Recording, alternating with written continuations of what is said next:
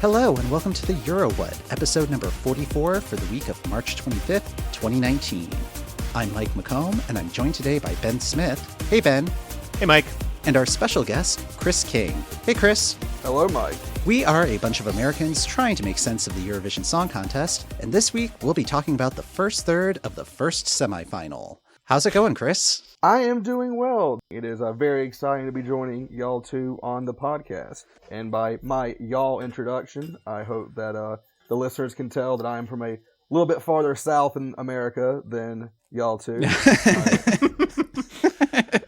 Yes. But hopefully everyone can still understand the accent. And I'm looking forward to looking at these countries with all of y'all. Excellent. Well, we're happy to have you here. Is this your first exposure to Eurovision, or what has been your Eurovision experience so far? Very little. I have not really followed a tournament's worth of Eurovision. I'm familiar with some of the big names that have eventually won, one Canadian woman and one Swedish band. I've seen, when the finals occur and what new country takes place, and I watch a lot of British game shows, and they love talking about Eurovision, and so I live vicariously through that. Excellent. Ben, how are you doing? I'm good. I'm tired, but I'm mostly just tired from doing crosswords all weekend. Awesome. So we have about 8 weeks before Eurovision goes into full competition mode, and we're going to kind of stretch our legs and start talking about all 41 entries. We're not doing that in this episode.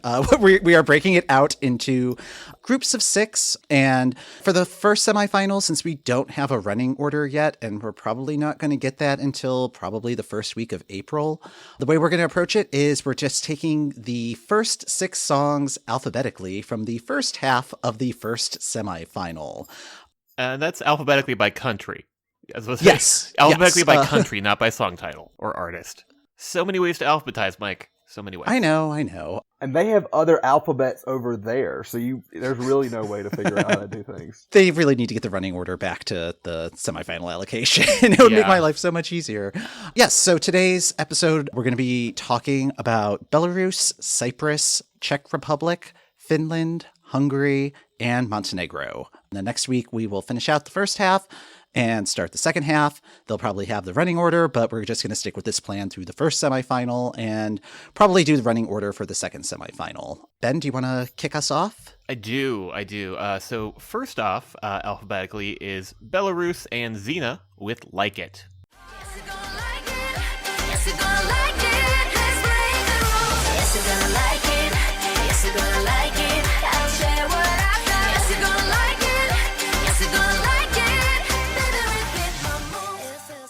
Okay, and just some fun facts. So this was selected by the jury in the national final. Belarus sort of just jettisoned the televote this year. Zena, it turns out, has voiced Moana in the Russian dubs of Moana and Ralph Breaks the Internet. And she co-hosted last year's Junior Eurovision Song Contest and has previously tried to rep Belarus in 2015 and 2016. So Chris, as our guest this week, I'm going to throw this one over to you first. What did you make of this? From what I understand about 90s and 2000s, Britney Spears type music, I thought it was very similar to that. It's a good style, current pop song. Of the 6 songs that we're reviewing today, only 2 of them were the stage performances of the musicians. And I more or less enjoyed the performance going on here. I thought she sang very well. I know I'm bringing some great critique to all of this. But no, I thought the Belarus can hold themselves proud. It was a solid performance. Again, I'm an outsider and I don't know what I'm supposed to be looking for here, but it seemed fine enough. And fine enough is the highest grade someone can get. Well, I mean, it is helpful because Ben and I are both steeped in this for Let's say too deep in this stuff. Yeah. We're in this for I want to say 12 months of the year. And that's most of it. That's most, if not all of it. Yeah, so it is helpful to have just the outside perspective. It's are we reading too much into this? So your opinions are very welcome here. Just to let us know if the monkey house is starting to smell. So, Ben, what are your thoughts on this one? So I agree with Chris that it has a good late 90s, early 2000s pop vibe to it. Although I still have the feeling that there are like two different songs playing at the same time, just like one on top of the other, and like one gets louder during the chorus, the other one gets louder during the verses. Oh, that's interesting. This one's been very weird for me. I kind of like it as background music. And like if I'm not watching the performance, it's fine. But watching the video that they have like posted on YouTube right now from the national final, the PowerPoint playing in the background just really bugs me.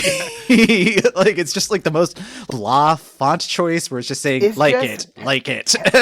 Helvetica is a perfectly fine font for, your country's proudest. There's nothing wrong with that. Yeah, but I don't know. I mean, it seems like it was just kind of thrown together like 15 minutes before they had to go on stage, which might be true. But it's just kind of a issue that I have with Belarus overall in the contest, where it's just like I don't know what their point of view is, and like there's just nothing about this that screams like this is from Belarus. No, yeah, I firmly believe you on that. Like this could be any person's song. This was just a song. Mm-hmm. Like.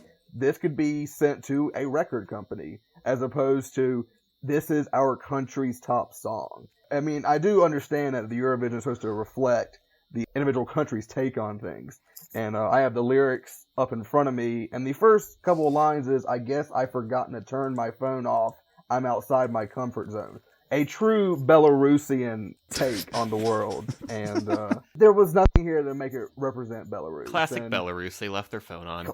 Yeah. Classic Belarus, And maybe that means the whole world's more connected than we think. But yeah, there was nothing much here to really say this is from Belarus. And Zena, she did a very good job making this song, which appeals to an American. But I do not know how that will do for the rest of Europe, I guess. It's currently my number 10 for this semifinal.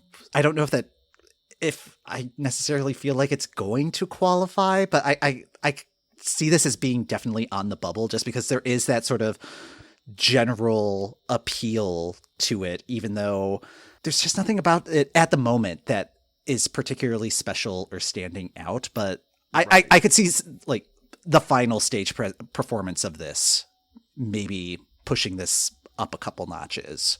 Agreed. Yeah, I think like my notes for this one also say bubble in that it's lower in my rankings. I think it hasn't cracked my top 10, but I think it's definitely close. I think given the right performance, it could sneak in there. A question for y'all too. Yes. So this is the official video for Belarus, correct? Will there be a music video as well, or is this the video the country has chosen? What Eurovision, the contest, requires is that each entry has some sort of video by the submission deadline. And in 2013, the Netherlands just sent in their singer singing the song like via Skype. Just like, all right, that's our video. And then a more professionally made video was available. I think it came out like the week before the contest. So there is like a little bit of strategy that goes into it where it's just kind of like, oh, we're re-releasing the song and kind of giving it a second life right before the contest gets started. But I would not be surprised if there is a more official video that comes out in the next 6 weeks or so. I would say like the next couple weeks, especially because they're playing up, we're releasing the official studio version this week. I will say this about the video that's on YouTube is the like-dislike ratio, one of the most trusted sources of information on the internet, is certainly closer to 50% than the other videos we're reviewing today. This one is probably around 55-60%, the YouTube hoi polloi, which is, the best the internet can offer. Yeah. I will say that I do feel very charmed by reading the comments on these videos, though, because all the comments just seem to be, love this song, cheers from, name the home country of the person commenting, which I think is a very nice, spirited thing that I don't see much elsewhere on the internet. Other countries, lots of rooting for other countries. So let's move on to Cyprus and Tamta and her song Replay. You need my love on replay. Replay, replay. You need my love on replay. Okay, so Cyprus finished in second place last year with Fuego, and they've decided to kind of go to that well again with an internal selection by the same production team that gave us Fuego. Interestingly enough, Tamta was initially offered Fuego last year, but she had scheduling conflicts, and that's why it went to Eleni, and worked out well for her in the end. Yeah, so now Tamta is back to actually represent Cyprus. She is of Georgian Greek descent and rose to fame on Super Idol Greece in 2004.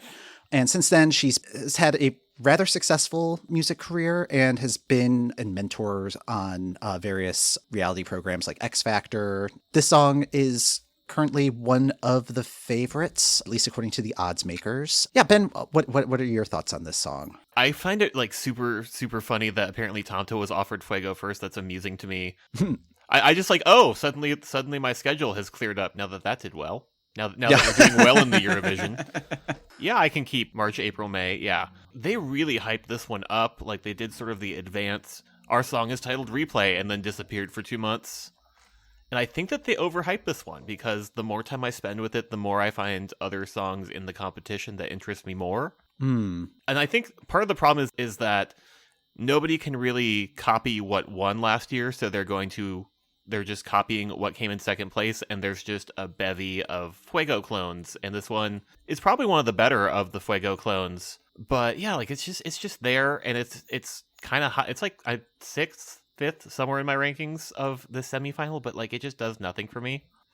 I think it's still a very easy in for the finals, but I have things I like more at this point. Do you think it's hubris of the country to double down on a winning effort from previous years if Tamta is just really the same, the person from last year, the one that came in was runner-up?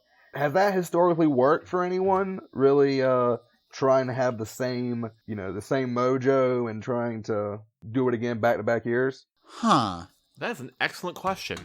Yeah, I mean, there've been a couple of years where they've had the same artist return. Like Ireland had this duo Jedward compete in 2011, and then they came back in 2012. But it wasn't the same. They were both pop song, like upbeat pop songs, but they were distinct from one another. I feel like Jedward was not necessarily invited back because they were good, though. I thought they were delightful. I mean, yes, they were entertaining. Yeah, they're certainly two entertaining people. I've seen a little bit of just like them doing talk shows and things like that, and that's a lot of energy. That's not really up my alley. I definitely see where it appeals to people. That was such a delightful way of putting it, Chris. Yes. I hope others have a lot of fun while watching those two banter. So yeah, in terms of doubling down, kind of cloning their own song, I'm having a tough time thinking of an example of that where it's like same country doing that. Well, yeah, and I don't think it's the same country, but I feel like, and admittedly, this might just come from years of remove and sort of looking at things in hindsight, but a lot of the 80s winners of the contest kind of blur together for me. That could just be a production choice thing. That makes sense. But yeah, like I'm not sure that there's any real data that points to, well, this worked last year, let's do that again. You could see a committee around a table saying, this was so good, if only it gone a certain other way, and then they're saying, let's do it again, especially if it was so successful the year before. Well, yeah, and I feel like Cyprus came in second. I think that might be the best they've ever done.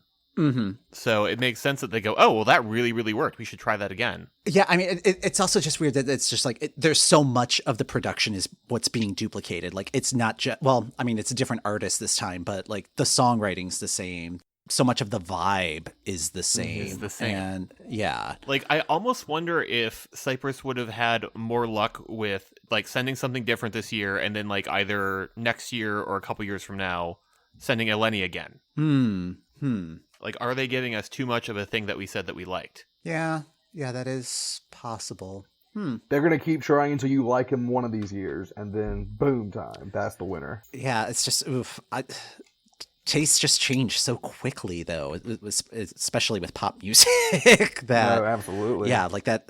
It seems like it's a high risk and not much reward type strategy. I mean, this does kind of get into some of my issues with this song, where it's just like, yeah, it's like this is Fuego 2.0, which when we were first talking about it a few weeks ago, like I said, I really appreciated that. I do appreciate it for the most part, but like this might not be the best venue for that kind of iteration. And it's forcing us to compare this song to Fuego a lot more than like comparing it to other entries this year, where it's just like, yeah, 2018 was in the past, live in the now. So but yeah, I have a feeling that this one may struggle with the juries a little bit, just in terms of it like not being as original as other entries out there. I really like this song. I agree that it's an easy in, but it's kind of at like 6, 7 on my top 10 list. Interesting. Yeah. And I think it's going to be interesting to see how that plays out over these remaining weeks as we get closer and closer to the competition. Yeah, especially as there are live performances at the pre-parties and stuff, because there's not a clear dance break in this song as there was in Fuego. So I think there's a lot of potential for there just being some dead air in some of the performances, and they'll need to iron that out quickly. There was plenty of dancing in the video and smashing of things. Yes. So hopefully the Tel Aviv is ready for the set crew, being prepared for any situations like that. They bring in Gallagher. Yes. One thing I did not like in the music video, one of my personal pet peeves is being covered in honey. That was very something as I watched this in the video. And this is the thing that scares me, is being covered in something like that, like paint or syrup or honey. That just does not do well with me. And so I was like, hopefully they took a shower during the video. And I was very pro them both getting honey on them and then taking a shower to get it off. Yeah. I thought that was a good sense of closure for that story arc in the video. I had the same thought, but it was just like, that they were in the shower for like 3 hours just because like there's that last little bit that's just not going to come off. Oh no, like it worries me. A Gatorade bath is one of my worst fears. To be somewhere wearing a bunch of clothes and then someone dumps sticky Gatorade on me, and then I have to like go do things for a couple of hours before I can take a shower immediately. And so seeing the honey in this video was certainly a shock, and it's like, all right then, best of luck to them. just not a good time. It's just not a good time. There's no good time to be inconvenienced with a gallon of maple syrup poured on you. Like, you have to go do things with your day, and that's automatically a stoppage point. Well, hopefully if that's part of the stage performance, it doesn't inconvenience whichever act has to go after Cyprus. Absolutely. I imagine like on basketball courts, you have the people with a large circular mop trying to mop things up. That's just not like going to do it. I know that it will ruin the effect of the LED screens on the floor, but if they could put down a tarp, it would be preferred. Absolutely. Think of the stage man. Just get one in like chroma key green. It's fine. There you go. Yes. Yeah. A fine song. I did not know as much history as y'all did, but it definitely represented the 2010s better than the last song. But no, well, if y'all's strategy is right about it being too much of a clone, we'll see how they do. Indeed. Okay, so next on our docket, we have the Czech Republic and Lake Malawi with Friend of a Friend. Slowly, friend of a friend of a friend. I had a dream that you walked through the door. I can't recall her name anymore. Please believe that I'm your man. She's only a friend of a friend of a friend.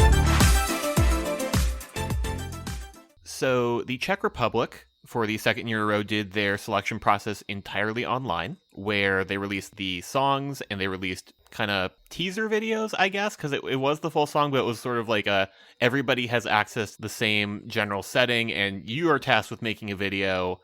And what that mostly resulted in was a lot of really amateurly shot videos. But Lake Malawi's song won, and we kind of grudgingly predicted it would win. But it turns out they do have like a decent history. They're not just like so many of these artists where they just sort of pop out of nowhere and are representing a country at the Eurovision. They have been an indie pop band since 2013. And their debut EP is We Are Making Love Again. Bleh. And I had to read that, Mike. Why did you put that in here? This one has surprised me because in listening to the actual studio version of this track, it has warmed on me. Not a ton, but like it's grown on me. I still don't like it as much as last year's track, Oh, and also I think I figured out like the weirdest reason for why I also still kind of don't like this song. The lead singer of the band looks like the worst roommate I've ever had. Oh. That would do it. Yeah. I think everyone knows someone that looks like the lead singer of this band. That just seems to be like an archetype, if you ask me. Mhm. I can imagine two people that I've known or dealt with that look like this person, so I can understand where you're coming from there, Ben. To your point, one of the comments on this song says, first time, what a boring song. Second, okay, it's good, but I don't really like it. Third time, it's perfect. Now, friend of a friend of a friend. So, just like you're coming to terms with it, Ben. Mm-hmm. I do not expect to get to definitely stages seems 3 or 4, but yes. I actually come in here, I have a master's degree in geography. I did undergrad at math here at University of South Carolina, but did my master's degree in geography. And I would like to point out to any of the home viewers, Lake Malawi is not in the Czech Republic. I was confused by that, and then I consulted some maps, and turns out Lake Malawi is not there. So, this was a bit of a twist for me. Well, that's much better than where I was starting from, because I thought Lake Malawi was the name of the lead singer, and then it's like, oh, it's a group. And then in this trivia thing that Ben and I do, there was a question that included Lake Malawi in a geography question. Be like, oh, wow, I'm really not good at this. So. No, yes, Lake Malawi turns out is near the country of Malawi, and hopefully this is going to expand to Afrovision, which will hopefully be a upcoming tournament in the very near future. Oh, it does exist, yeah. Yes, but as of now, Malawi has not been invited to the Eurovision Song Contest. No. And hey, Australia, they made it, so Malawi, they speak French, they got a chance. I enjoyed the aesthetic of the video, and I think it appeals to most anyone that's hyper online. I don't do much Instagram, but I definitely enjoy the gimmick of it looking like an Instagram. All the people that were in this video that weren't the lead band, that was I guess that was all submitted videos probably, or people uploaded those so that they could be used in the music video. Do y'all have any idea? I do not know, but I will say, like you, I like the theme of the video. I like the Instagram stylings. It's a nice touch. I also really enjoyed the imaginativeness of it. And like even in their staged video, Ben was referencing earlier, like they had the most imaginativeness in that video as well. Like they were like using people outside the windows and stuff. And I think they're going to need to like continue to use their imagination like in competition, because I could see this one getting lost just based on how strong the second half of the first semifinal is going to be. The song is fine, but I'm worried it's not going to make that much of an impact if it's the first or second or even third song to perform. Yeah. The second half of this semifinal is filled with what I have affectionately called curb stompers. Because there's some poor entry in the first half that we're just not going to even remember performing. What is the sweet spot? Ooh, the closer that you can get to the end of the lineup is better, just because Naturally. of the recency effect and all of that. I think anything directly before or directly after, whenever they take like a little break to either show like a video clip or do a green room thing, tends to, I think, gets a little bit of a bump because it's maybe. Yeah, because you're not going to take the bathroom break like right after they had a break built in. So definitely the song after that little interstitial would be stronger. Yeah, I would say if you can get position 6 or later, you're in pretty good shape. Before that, it can be real hit or miss. Next up on our list is Finland with Darude featuring Sebastian Rejman and the song Look Away.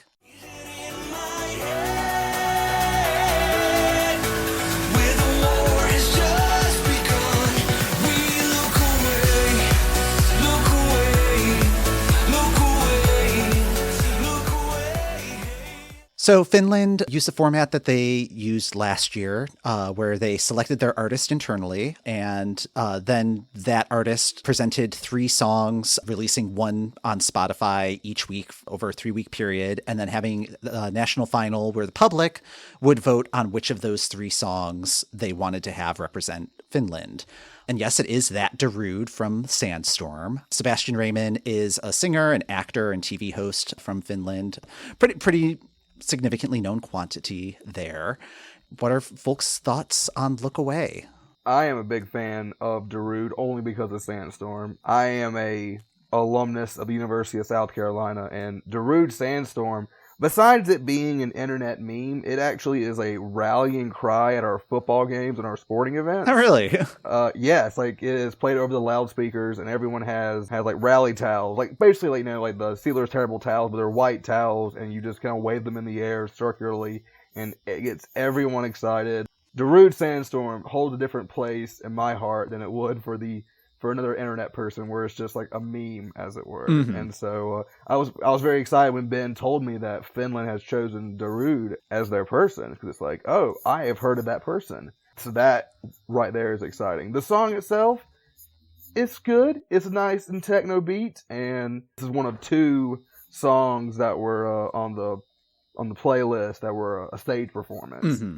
And it was lots of graphic design, everything going on as Darude and was it Sebastian doing their thing. But it's a little bit different than the other songs we've heard so far in this set, and it was a nice change of pace. And I don't know how the music itself, how that will do, but it was a good performance. Certainly, it's fun to now know I can name a second song by Darude. Yeah. So I'm now excited to add +1. I'm sure he has a whole litany of different songs he's written in his time, but no, Sandstorm and Look Away can certainly be a second song. Ben, what were your thoughts on this entry? First off, I can't watch the video without thinking of the mashup that we did that no one else liked on Twitter. Oh, we got a couple likes. It got a couple likes, but they were from me After and you they were lecture from people. Chris. Yes.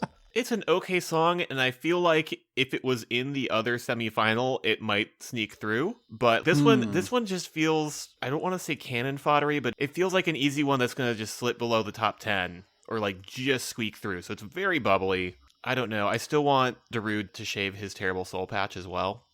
But that's just like a personal mission at this point. It's a fair call to shave his soul patch. Mm-hmm. And it's very possible that Finland may be riding on Darude's name alone. You know, it wasn't a terribly ambitious song. They weren't, you know. And I think that's to its detriment, is that it's safe. Mm-hmm. And safe doesn't really win. Because, I mean, I think people want new and exciting and invigorating. Another question for y'all would be, what is the pros and cons of a more celebrity performer than an up-and-comer? I mean, I think you're sort of giving yourself some points right away. Right. Which can help you, I think, get out of the semis, but I'm not sure it does you well in the finals. If you look at the UK, the UK went through a period in the early 2010s where just for a period of, I want to say like 3 or 4 years, they were sending an act that had some level of visibility in Europe already. Like they sent the boy band Blue, they sent Bonnie Tyler, they sent Engelbert Humperdinck, whose name is fun to say. So for like a period of 3 to 4 years, they were sending this, and they were propping up someone who kind of needed like a little career boost. And yes, they were a known quantity, but like they were consistently finishing towards the bottom. Right. The UK is finishing towards the bottom is for lots of reasons, but I don't feel like Engelbert Humperdinck helped. No, although I did really like his song. I mean, Germany did send Cascada that one year, but that kind of goes back to the clone question, because that song was a clone of the previous year's winner. So I don't know if that's... Yeah, it's tough to judge. And it's also like a known quantity to an American audience or a known quantity to that country's audience. Absolutely. I have zero idea. These could all be... You know, that's something I notice when I try to follow European stuff, is like there'll be musicians that are like the biggest, like they're like national heroes of their country, and then they're like America has no idea who they are. Yeah, and so because Netherlands, that's been their strategy the last several years, where they've been sending their biggest pop stars, and like I think every single one of the judges on their version of The Voice has represented in the last several years. Russia's representative this year is one of their biggest pop stars, and he also represented in 2016. And I think there is some banking on that level of celebrity. It's just here in the States, Darude is probably the biggest name of this year's field that anybody would have actually heard of stateside. To an American, right? Right. I mean, a probably more knowledgeable French person or Norwegian person might have heard of, at 5 or up to 10. I have zero idea how many. I can't litmus test the Scandinavians. So right. But yeah. Yeah. So it's tricky to see where, if and where the correlations would be. Right. Darude did perfectly fine, and like I said, we'll just see if a different performance will be more exciting for the audience. Yeah, and I just have to wonder if this is just a genre of music that just does not translate well to this sort of competition, because like Poland's entry last year was of this style, and it was also just kind of so what, and like nobody knows what to do with their hands because there's not really anything you can do. Well, I think, for the last couple of years, countries have been trying to make a DJ plus some vocalist happen, and like it worked very well for Norway, but that felt like a much more dynamic performance. And there was like a full band behind the guy. Poland, it did not work, and admittedly, I think that was their choice of DJ because again, just no one knew what to do with their hands. And then thinking about Denmark's selection, they had Anywhere, which felt like a kind of a Clean Bandit ripoff, and it did not make the top 3, so it didn't go to the semifinal. I think Finland's kind of in trouble here, and also there was that vote of no confidence where, like, shortly after the selection, the broadcaster's just like, I think we're going to retool for next year. And it's like, ugh. Yeah, this is the second year they've done this process. I think it worked well last year, and maybe they just shot themselves in the foot by saying, Darude. Then it turns out that not as many people as they thought are excited to know, oh man, what's Darude doing in 2019? What stops them from doing Sandstorm? Quick question. Why not play the hits?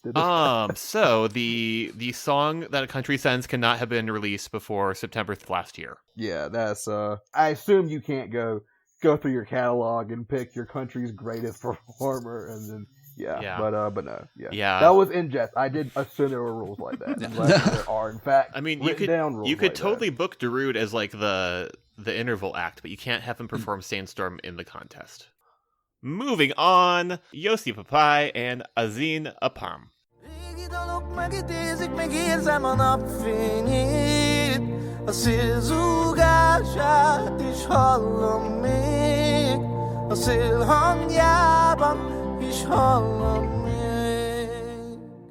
So Hungary for the last couple years has done a selection series called Adal. Mike, you've been very into Adal. Joci Pápai, in particular, has already represented Hungary in 2017, where he finished 8th. Okay, Mike, what did you think of this one? I really like this song. I mean, I think part of it was, like, I also really liked Joci Pápai's 2017 entry, and this just seems to be a really pleasant continuation of, like, what he has to offer. Like, he has such a great voice, and this song has a gravitas to it that I'm really responding to. And it even though this year's field has a lot of male solo artists, I think this one stands out. Like it's just its own style and its own sense of storytelling. It's a pop ballad rather than like a power pop song. And I really like this one, and I'm expecting it to do rather well. I think the juries are going to really love it, and I think televoters are going to respond to it as well. I agree. I really like this song. A lot of points for me for a non-English speaking country singing in non-English. That warms my heart. Where I understand there's various rules about the advantages in being in English or non-English for that type thing. But I do enjoy Hungary singing in Hungarian. That's a nice thought to me. And even though I do not know what the words are, in fact, the genius lyrics that I have seen here also don't have it translated into English. But there's something. The music video was a very compelling video, very well shot, and you definitely know what the song is, even if you don't actually know what the words are. And so I think this is a lovely change of pace, and I probably enjoyed this one maybe the most or the second most of those 6 songs we're listening to today. I really enjoy this one as well, but I keep finding it in like the low, well, not necessarily the low middle, but like in the middle of my list because there's a lot to compare it to, and it kind of suffers in those comparisons. But it also feels, again, like I mentioned this earlier, we have a lot of different, more kind of gutsy entries in the second half of the semifinal, and this one has like a sweetness to it that I really respond to. Yeah, I think sweetness is a better descriptor than gravitas. It's I don't know, kind of nourishing in a way. But yeah, like, I mean, the fact that the, like what you were saying, Chris, about not necessarily understanding the lyrics, but still understanding the story of the song. Yes. Yeah. I mean, I think that's part of the point of this contest, and just like how music is the universal language and other barfy sayings. But yeah, I mean, I think this is accomplishing the mission statement here. Performing good music, everyone can understand it, representing your own country. Those are, good pillars to shoot for at the Eurovision Song Contest, I like to think. And this certainly reflects that more than, we'll say, the Belarusian entry, in terms of representing the homeland and being your country's song. And so I enjoyed this, and it was a fantastic music video that I don't know how much sway we'll have in the final run, because I guess everyone that votes can see these videos on their own, as opposed to they'll be shown on the TV during the performance, right? That's my honor. That leads to something that came to me while thinking about this, is that I think that's what I really like this song, but I also am very, very curious to see how they stage this. Because I think that they need to do something other than just Joci on stage with a guitar or with some sort of national instrument just sort of playing the song. I want there to be something a little bit more dynamic somehow. I guess YouTube has totally changed this contest in every aspect. I mean, before, having official videos uploaded months before the tournament. Well, yeah, and I think just the ability to broadcast via like things like cable and satellite as well, just where you can watch another nation's semifinal selection as opposed to just having all of the songs except your own be a surprise. Right. During the official broadcast, it will just be Joci, Pápai, is that correct? Yep. It'll be him on the stage performing, as opposed to a lot of the production value that goes along with the entry, the official music video that they have. There's also like LED screens on the stage, and they can have up to 6 people on stage. So that would be like dancers, musicians. Yeah, I mean, there's a lot of potential here. Like in 2017, his performance featured a dancer and a lot of pyrotechnics. And yeah, that was a really good performance. And Fire good, as a caveman once said. Yeah. Absolutely. So, but I don't see this one being like particularly pyro heavy, but Hungary knows how to stage, and I don't think this one's going to disappoint. So our last entry that we were discussing today is Montenegro's D-Moll with Heaven. Falling, I'm in heaven, falling, I'm in heaven, falling, straight into your heart.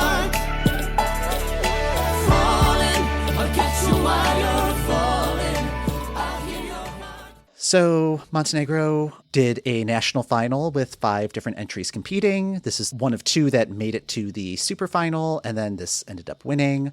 It's gone through a little bit of a refurbishment between the selection and today, where they've added a little bit more folk instrumentation, made the vocals a little less internally competitive. I know, Ben, that was one of your, sticking points. Ben, has this song improved for you? I'm going to read my notes for this one verbatim. Still bad. Production bad. End of notes. I think that they have not solved the problem of this song sounding like 6 soloists trying to figure out who is in charge of this song. And they have added more folk instrumentation, and it has not helped. I would like to say that it creates harmony, Ben. They come together. That's what music's all about, is coming together. And that's what the message of this song is. Everyone coming together and performing in front of beautiful backdrops that are essentially, when you go to YouTube and type in name of location 1080p 4K, and they're like 4-hour videos, this is what the background of this video was all about, was that exact YouTube video. I felt enriched. Yes, I will be nice and say I did enjoy the video's beautiful vistas of Montenegro. Absolutely. Sure, there might be a lot of ideas, and sure, it might be a lot of competing against themselves, but, they're all wearing white shirts and around a campfire at the end of it. What more do you want, Ben? What more do you want? They're all running on the beach in white shirts, exactly. And there's an old man playing a guitar-looking thing on the beach. Like, it's fantastic. And they're wearing jeans. Just like Just like we do, Ben. Just like we do. Chris, can we have you on the show just to describe the music videos every week? Yeah. I shoot straight, and I'm just letting you know, like, yeah, I know what things look like, and white shirts, blue pants, looking guitars, and all the Montenegrinese beaches I could want. This is beautiful. We need to have you back for the Barbara Dex discussion on the fashion choices at the final. But yeah, whenever I need to invite me, please let me know. Glad to return. Yeah, like my note, I don't think mine are much better. This sounds like a theme song to a show that somehow has made it to more than 200 episodes, but you don't know a single person who watches it.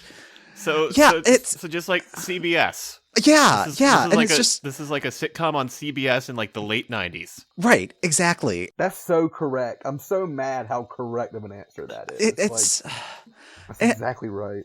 And, like, I don't know what they're going to do with the stage. I mean, like, at their national final, they did this whole thing with they were all dressed in black, and it was a music staff, which was kind of clever, but if they don't do that at the final, I'm going to riot. Well, yeah, it's just like, I don't know what else they can do. Just because there's 6 of them, they can't have the old guy playing the guitar-looking thing on stage. And like I was saying earlier with the Cyprus and the dead air, there is such high dead air potential here. Like this could either be like Armenia's entry in 2015, where everybody was wearing the flowing coats, and so if there was an overhead shot, there was still something to look at. Or it could be like Croatia 2013, where there's 6 people and then the music break and they'd be like, okay, we all need to stand in different parts of the stage. You go over there, and it's like directing traffic. Yeah, I have no idea how they're going to make this visually interesting. But yeah, my favorite part of that national final performance was it felt like very middle school music director. And I enjoyed that aesthetic. Yeah, I mean, like if there were a Eurovision show choir or Glee Club competition. I believe there's choir of the year. Yeah, but I think that's like more along the lines of church choir and not like Glee, not choir. Not so, sextet. Right. And yeah. Have you ever found a good college's a cappella YouTube channel? This is very like that. Yeah. You know, everyone's wearing the same thing. They're singing the same song, and just, you know, it's got good value. Mostly they're all like standing in the same room or in the same like outside location. And, you know, it's just good harmony. Just good, easy, don't think about it too hard harmony. Well done, Montenegro. I appreciate that it is different from the rest of the field in that there is no other sextet that is trying to... There isn't another song that's trying this. Poland's probably the closest, but that is next week's discussion with probably the same results. But yeah, this is... I don't know what to do with this one. I'm rooting for hologram of old man at the that's a very good strategy. Put the old man on the video screen. I mean, they'd have to at this point. And just point the camera at him. He's like the old man in Shiny Happy People, and like I really root for that guy. And so like yeah, he's got to be a part of it. And anything less than that, I'll be very disappointed. Do you really need all 6 members on stage? I mean, why not just have someone that sits like in the front row with their arms folded, being like, "You're the band, you're my band," you know? Is that a problem when you have? I mean, I guess you have all 6 people. Do you think it hurts when you fill up your roster like that since stage performances can only have 6 people? It depends. Like if it's a band where like people are playing instruments, right? Like that's totally fine. But it's just like if it's all 6 people and they're all singing, it just makes it difficult for staging because you have to remember that it's a television performance, and if people are just standing there doing nothing, there's just nothing visual about it. So greatly increases the level of difficulty. But I think it can work. I'm trying to think of an example of where it did work. Like Armenia was 2015, but I don't know, Ben, is there anything else more recent than that? Like there was your favorite ethno jazz band Uriau last year, where they actually had 7 people in the band, and so one person wasn't have to sit at home and watch on TV. I mean, you also had Bulgaria, I think, tried 5 people, and that was difficult. Yeah. Although like Serbia last year, their entry like did have like the old man playing the flute thingy, like on a turntable or something. So like they had 6 people and they were able to make it work, and everybody was serving a function. But like, I think particularly with this song, since everybody is trying to compete to be like, no, I'm the lead singer, it could be a fun disaster, but I think it's going to be a disaster. Pick which boy and which girl are the leads, and then drama ensues. Yes. For 200 episodes. Yes. So do we think Montenegro is going to qualify? No. Okay. All right, Montenegro. They did good. They tried. Yeah. So we've gone through 6 entries so far. Any overall thoughts on this portion of the field? As a somewhat newbie, I would say very newbie to the Eurovision experience and the avant-gardeness that supposedly Eurovision is all about, this was not a huge representation of that. These were 5 English songs, most of them very similar to something you could hear on the radio, on your local hit station. But it was still, it was very good seeing good representation. People were performing, having fun, representing their country. Which of these will go far? I don't think any of them, assuming I've heard other songs are more ambitious, and really are going after it. I don't think, who knows how many of these will eventually make it to the end, but, these were 6 fun songs. And I'm sure hopefully they'll get some radio time in their home places. And that's nice. So are you interested in checking out the other 35 songs that are competing this year, or are you good? I certainly am. I am a promoter of other culture, and I think country's music is certainly a good representation of that. And I enjoyed watching all of these, and a good, easy way. I know there's the time rule, and I think that's a fun, easy way to just see what other places are all about, what's important to them. As someone that frequently watches Rick Steves on both TV and online, I appreciate the want to see other things, and I think it's fun being not in it and just a true outsider's perspective. Like, 1, as Americans, and then 2, someone that's not even following it that much. I enjoyed all 6 of these songs. Nothing left a bad taste in my mouth. Obviously, y'all two are a little more sophisticated as seeing many of these songs and really getting a good grasp. I tend just to like things. I don't know why. I'm not one. I can never be a movie critic because I mostly either love movies or just think songs are perfectly fine. And but no, these were 6 very good songs, and how they'll do, who's to say? Except for the judges and the voting panels, but except all of Europe, except for the televoters and the multiple panels of judges. I certainly would enjoy seeing the other things and having someone and something to root for. That's a fun experience. Something that's not too many. It's like getting into a sport or getting into a new franchise or something. This is a fun thing to do, absolutely. And it's so cool that there are people that are very dedicated to doing it, even if y'all had 0 introduction before until you just started following it one time. Ben, do you have thoughts on these 6 as a whole? Of these 6, I think it's very easy to put Fuego in the final. Do you mean replay? Yes. Yeah, this is... reading notes is hard. Don't take notes, everybody. I do mean replay. My notes about this song only mentioned Fuego, which take that as you will. But replay feels like an easy fit. Hungary, I think could sneak in there. Belarus and Finland, and I guess even the Czech Republic all kind of feel bubbly. D-Mol, sorry guys. Sorry, you guys tried, and there are 6 of you, and you're trying so hard. I think the front half is kind of a uphill battle, just because the second half of this semifinal is going to be so strong, and it's just going to take up a lot of the 10 spots that are available. So it's just going to push a bunch of these entries down the stairs. Yeah. I mean, I agree with you that Cyprus and Hungary are probably in the least danger. Like, I think they're still going to be able to get by.